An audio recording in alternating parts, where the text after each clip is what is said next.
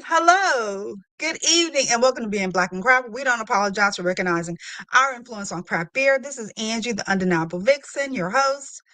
I do apologize for the delay. We're having some technical difficulties, still are, but I still wanted to share some news, and we do have a great guest, and I want y'all to be able to hear her, but you know, sometimes technology gets the best of us, and it's getting the best of me apparently. But let's go ahead and kick off with some news.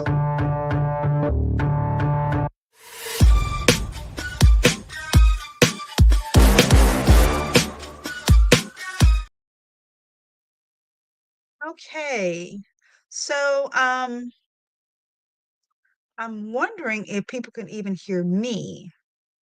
Um, but first off, just in case, friend of the show, Los Hermanos, the two brothers, they are nominated for the Best Black Business in Baltimore.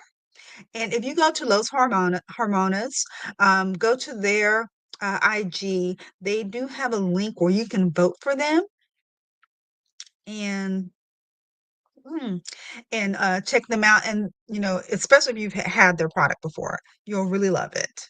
So check them out and help them get that Best Black in Business award.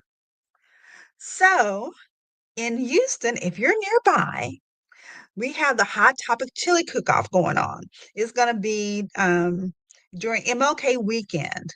So the caption says, "The face that you make when you know the chili spice is hidden. Can you handle the chili heat, or do you like it mild?" So whichever your preference, they're going to have something out there for you. MLK weekend, January 19th from 12 to 4 at Equal Parts Brewing. If you go to Hop Topic, their IG, there's links in the bio so you can grab a ticket and enjoy. And it goes for a good cause too. So check them out. And then lastly, I was scrolling around, looking through IG, mind my business, loving Jesus like I do. Thank you, Linda. I appreciate it because I was so scared nobody could hear me. Black Cauldron Brewing, another friend of the show. So they were saying, Happy New Year, welcome 2025. Here's a toast to what we accomplished together. So some of the accomplishments they did in 2024, they brewed more beer than they did in their first 4 years combined. That's awesome. They secured a game-changing distro deal with Westside Beer, bringing Black Calder to more taps and shelves across Michigan. And the teaser is whoever this gentleman is, because I don't know who it is. But they said this is a teaser to something that's brewing and is coming up with them. So hang on to your hats for that. And I believe that is all my news that I have today. And then we'll go ahead and get our guest.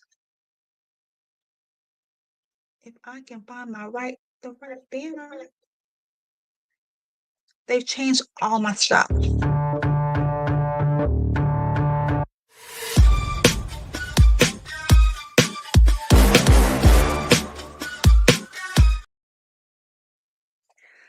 Okay, I'm going to try and add my guest again. Okay. Can you still not hear me? Say something again. Can you still not hear me? Nope, I can only hear you on my phone. This is crazy. Um, so what I was planning to do was to talk about what's popping in alcohol for 2025. And Brie with Ancestor and Alcohols was going to give us an overview of what was going on for dry January. So put this back up here. So that makes me kind of think about dry January, where I pledged to abstain free from alcohol for this month. That's dry January.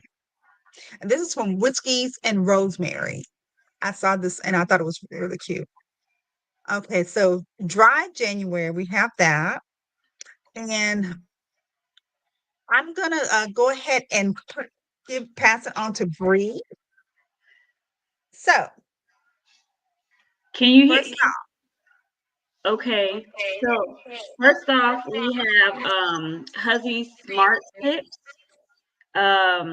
It's a black-owned woman business, and some notes because they had a lot of criticism.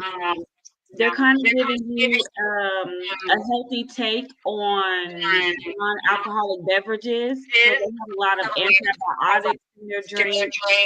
And they have some cute names like Spill the Tea, Long Island.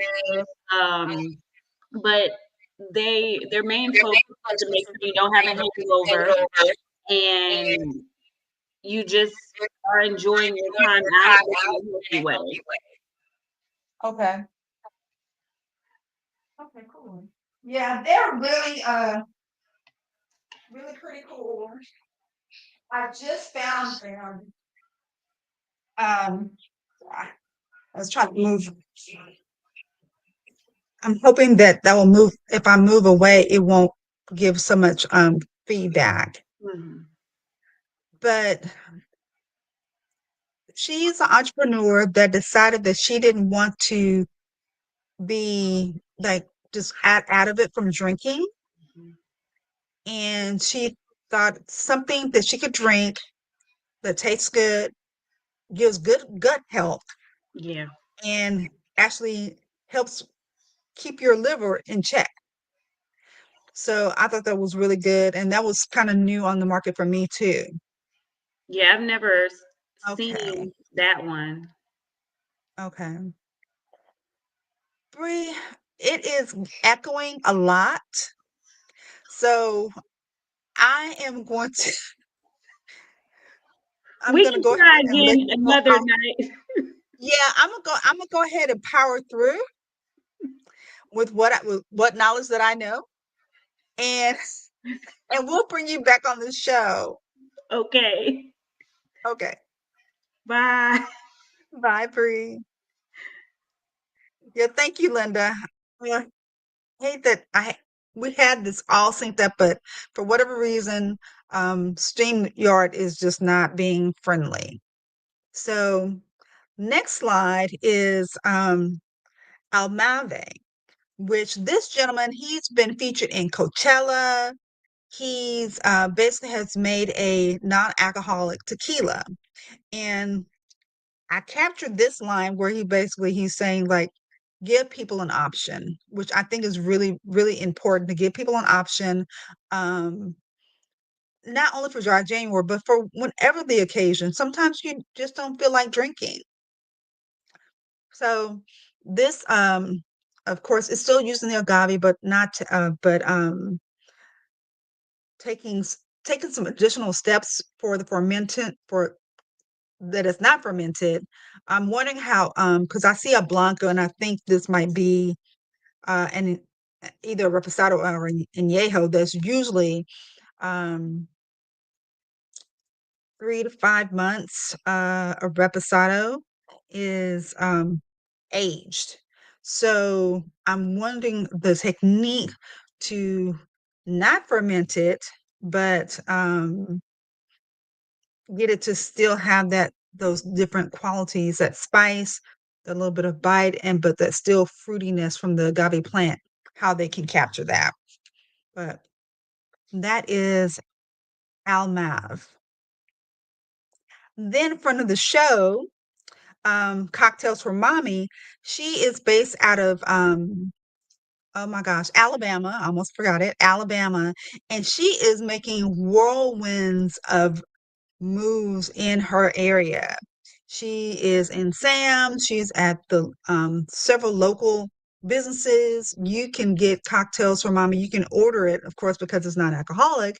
You can order cocktails for mommy, and it can get shipped to you. She has at least three iterations for you to try, and she's just doing great. And it's basically she wanted to have something when she was pregnant. wanted those same qualities, and she's like, "I'll make something myself," and that's what she did. Then the new company, which, excuse me, Mocktail Club, that's relatively new for me. I just heard about it. I've been, trying to kinda scoping them out because I would like to have them on the show, and they are, another non-alcoholic, like, I don't wanna say fizzy, but, carbonated, um, but not necessarily a seltzer, but it's something that's carbonated, kinda bubbly, fun drinking option. And if you're in the DC area, go to Mocktail Club because they are going to be featured along with other beverages, not alcoholic beverages, for an event called the Mindful Drinking Fest in DC. So check those out. And then I did have I forgot the lady's name. She's based out of New York City, but she makes sorrel. And sorrel is really indicative to our culture as African ancestry. Sorrel being one of the components that is non-alcoholic, but it is a drink that you can get um, that is very robust, fruity. Some people say it's an acquired taste, but it all depends. You can make cocktails with it. Um, I know a lot of people like to drink it during the holidays in some cultures. So she's made her sorrel available in New York City, and I will look that. Oh, I don't have my phone. I was gonna look that up and find the name, the actual name for that, but she is out of New York City. So then, whiskey and rosemary. They went on to talk about damp January, which is I pledge to limit my alcohol consumption for this month. Okay. Some people do that. That's when I'm thinking about, maybe having a drink or two. But then some people go all the way to wet January. And these are the other folks that I'm going to be talking to today. Wet January means I pledge to drink whatever and whenever and whatever I want. Pour me up a glass. So that's who I'm talking to now. And I honestly, I was when I was scaling through this, I was thinking about breweries, but I landed on so many whiskey brands. So that's what I'm going to talk about. So first and foremost, I'm sure y'all have been seeing um, ads and Instagram posts, Facebook posts about Sable, which is from the guys that are from the I was about to say the wedding singer. I don't know why I want to say that. Not that, but the best man. There we go. And best man holiday. So Morris Chestnut, Tay Diggs, Harold Pernew, Malcolm D. Lee have joined forces to enter into the spirits industry, and that's what they're doing. And so they have this lovely bottle which is color deep, like a deep golden brown. The aroma is supposed to be burnt sugar, mascarpone, palette dense cocoa, dark chocolate finish, oak forward, minimum spice. So it's 94 proof and it's 75% corn, 21% rye, 4 malted barley. So it's going to have that little bit of bite from the rye, but it's really, really low compared to the corn factor. So it should give a nice balance. 94 proof, that's nothing to sneeze at. Kind of mellow. I think, this should be a sipper. And I also wanted to mention because some of the team are supposed to be here tomorrow in Dallas, where I live, and I already ordered my bottle. My bottle is waiting at Total Wine because I didn't want to wait in line. And so I can go and I'm hoping they'll have samples to taste and go and get my bottle signed tomorrow. So I'm excited about that. And I get to do that before the storm of the century comes on Thursday. So that's Sable. Then this is really interesting. I went on a little bit of a deep dive about Bertie Brown. And the reason why I'm speaking about Bertie Brown is by way of Alan Henderson who was a former NBA player. So Bertie Brown was a pioneer in the Montana, and she was basically one of the first African American home settlers in Montana in the late 19th to 20th century, where she made produce and was very successful at moonshine. So this particular bottle that I'm showing here is not the one that he talked about the most. The one that he talked about was it was a clear liquor, and basically they called it pure hooch. And he said that they call it pure hooch because it has not touched a barrel. So it's basically white lightning. And he basically take it, make it, and pour it into the bottles at 100 proof. So it's going to blow your wig back for sure. For sure. But he was really intrigued by Bertie Brown and her tenacity to make such a successful enterprising business, being that that limited of people. I think was like less than 1%. That sounds familiar, doesn't it? African Americans just being able to get the homestead rights in that area, and for her to thrive like that. So he wanted to pay an homage to her using her recipe and making Bertie Brown, and I believe it's two iterations. And he also one thing that he also did was he had Tom Pluck, and this was the one that I found was a burnt orange bourbon. So Tom Bullock was the first African American to publish a cocktail book, The Ideal Bartender, in 1917. Known for his expertise in mixology, he worked at high-profile establishments like the St. Louis Country Club and celebrated for his skills in crafting fine cocktails.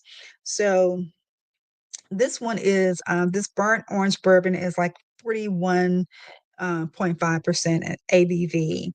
But this just goes to the history that we may not know about, because I didn't know about this. And it seems that at least as Tom Bullock is, you can get this just about anywhere. And I'm sure I've passed the shelves many, many times, seeing this and not knowing the history that this person really existed, and that his wonderful contribution to the craft world.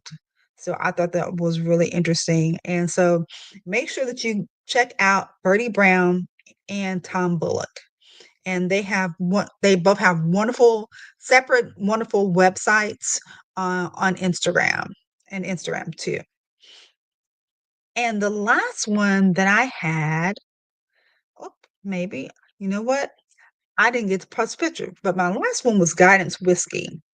And Guidance Whiskey was an inspired by culture, innovation, and deep concept of family and friendship by Jason Rigel. And he's out of Nashville, Tennessee. So, when you think of Nashville, Tennessee, we're thinking as far as like black spirits, we think of Uncle Nearest. But there are other black spirits that are out there that you can explore too. And so, Guidance Whiskey is featured at different hotels and bars. So you can, if you're in the Nashville area, you can grab some. And he just wanted Jason. He said he just wanted something when he was at his daytime job trying to uh, they were having like conferences for doctors, and he said, we were trying to help with this budget, and he said like 90% of the budget was for the entertainment, was the alcohol purchases. He was like, oh, to be some money going into my pocket. Let me make something. Let me make a bourbon or a whiskey that's going to be good, be approachable for people, because I think his is like at around 80. be approachable. And he was like, it's an everyday drinker. He was like, this is the smoothest whiskey that you'll ever have, which I think everybody says theirs is the smoothest, but of course you have to try it. And I don't mind trying. So yeah, it's just really great that he decided to do that. And he started his business in 2019. So this whiskey is burnt caramel, vanilla, and cherry. So that almost sounds like a kind of like a little kind of vision up of an old fashioned almost to me. But that was really it for what I thought of as far as beverages that was popping for 2025. And I hate that Brie couldn't stay with us. I don't know what's going on with StreamYard, but that's neither here nor there. But one other thing that I did want to mention because I almost forgot was this. Make sure if you haven't and you plan on going to Practice for Action, which is in Atlanta during Juneteenth weekend, Jen and her folks are having a promo early bird special. So, and it's just until this Friday at midnight. You can get 25% off using that promo code for this week only.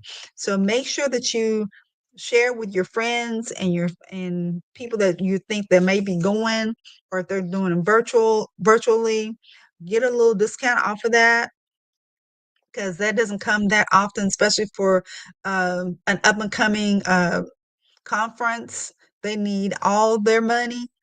So this is really great for her to be kind and give us a little edge up because I know you probably spent just a little bit more than you wanted to for this holiday season. So go ahead and get your 25% off this week until midnight, January 10th. I think that was really one of the things I wanted to mention. But I guess because we didn't really get to banter and talk to Bree about some other things. So I wanted to ask her about her chickens, how her chickens were doing, because Bree also makes cakes. Um, Please make sure that you follow Ancestors and Alcohols for your TV needs, anything that's going on TV, anything that's going on as far as music, and what's going on in the craft beer and alcohol scene. So make sure you check her out. And I guess I'm gonna call it an early night. This is an early one. We're gonna be talking to next week, we're talking about cider next week. So we're gonna have Hannah with Dope, and we're going to have a Momentum Cider with us because we're all going to be at CiderCon coming up in February.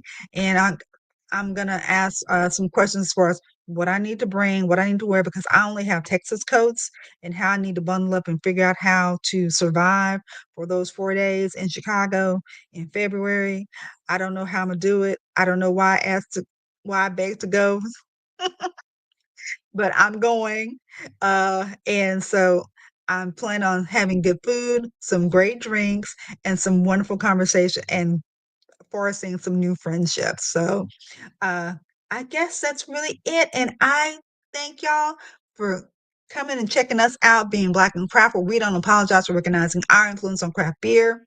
We will see you next week.